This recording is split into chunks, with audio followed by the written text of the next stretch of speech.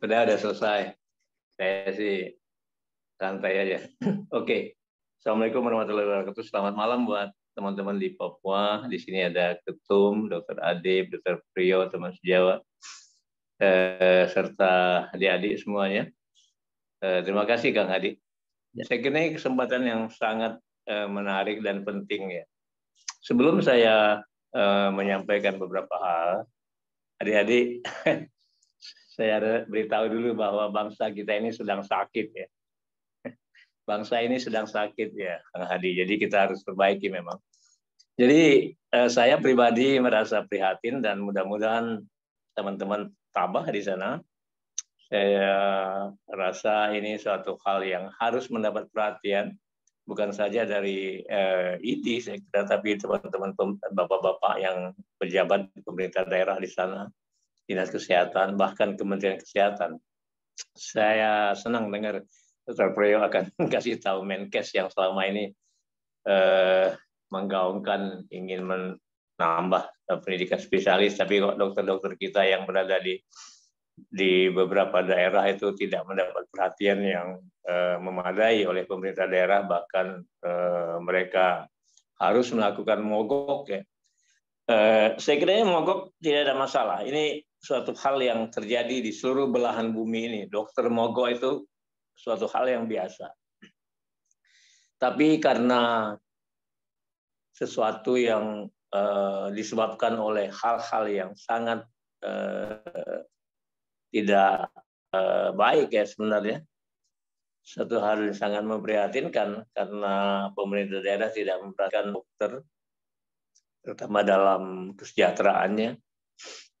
Ya, saya sering mengatakan bahwa dokter itu manusia biasa. Dokter bukan malaikat. Jadi saya kira memang kita ini harus mendapat penghargaan yang layak. Jadi saya senang dan menghargai apresiasi teman-teman di Papua yang bekerja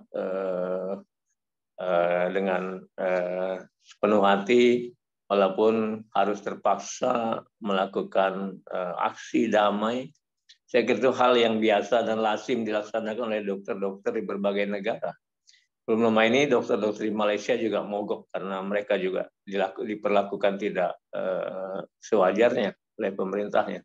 Saya kira ini hal yang perlu dan mudah-mudahan sudah mendapat perhatian, dan barangkali kalau saya boleh usul nanti Ketua Umum PB juga dapat mengambil langkah-langkah kalau ini belum selesai juga dengan Kementerian Dalam Negeri, barangkali Kementerian Kesehatan, Kementerian Dalam Negeri untuk memberikan advokasi dan penyelesaian solusi yang terbaik untuk ini.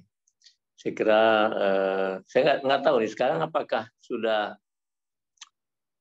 mulai ada tanggapan dari sana, dokter, teman-teman dari Papua. Ya, Dokter Yuni. Apa masih? Dokter Ben, silakan mungkin pertanyaan Prof nih. Siapa yang mau jawab? Sudah ada respon atau responnya? Ada tanggapan nggak dari pemerintah daerah? Dokter Yuni mungkin? Dokter Yuni? Belum start. Ya, mohon izin tuntutan atau aksi itu. Ya. Ya, mohon izin menjawab. Memang dari Pemda kalau tanggapan bertemu itu belum, hanya kan kami memasukkan surat, kami berharap kami juga dipanggil untuk audiens dengan Pemda belum, tetapi dari beberapa japri, Ketua Bapeda kepada saya, kemudian Kepala Biro Ortal menyampaikan kepada Direktur kami, Direktur Rumah Sakit Dok 2, bahwa mereka sedang menghitung anggaran untuk menambahkan pada TPP kami yang sekarang sedang disiapkan anggarannya, ada penambahan, dan pada penambahan itu mereka ada menghitung kelangkaan profesi dan beban kerja. Hanya saja kami masih menunggu regulasi Pergubnya supaya nanti ya kita tidak disuruh mengembalikan di kemudian hari, takutnya seperti itu. Tapi ada penambahan, tapi tidak sampai 100% karena menurut berita dari Pemda bahwa mereka juga anggaran tidak mencukupi sehingga mungkin mereka hanya menambah sekitar mengembalikan aja 75%. Seperti itu. Dan yang menjadi jaminan untuk ini adalah Direktur Rumah Sakit Top 2, Dr. Gigi Aloysius Giai Menkes, dan beliau memang bilang kepada kami bahwa dokter tetap saya minta untuk melakukan pelayanan, baik pelayanan poli maupun pelayanan IGD dan kamar operasi. Dan sekarang beliau sampai hari ini yang mengadakan lobby kepada pihak pemerintah, Pemda dalam hal ini, dan semuanya memang pada saat ini belum ada di tempat karena besok rencana akan dilantik pejabat Gubernur Papua, sehingga seluruh kepala SKPD hampir semua berada di Jakarta pada saat ini. Jadi mereka tapi sudah ada titik terang dari keuangan maupun dari Kepala Biro Ortal dan dari Inspektorat bahwa mereka ada melakukan penambahan pada TPP kami. Nah, yang agak apa ya bagi kami itu kenapa kalau misalnya sudah sebenarnya ada anggaran, kenapa dari sebelumnya itu kami tidak dipanggil, diajak berkomunikasi sehingga hanya tiba-tiba langsung dipotong sebanyak 72,5%.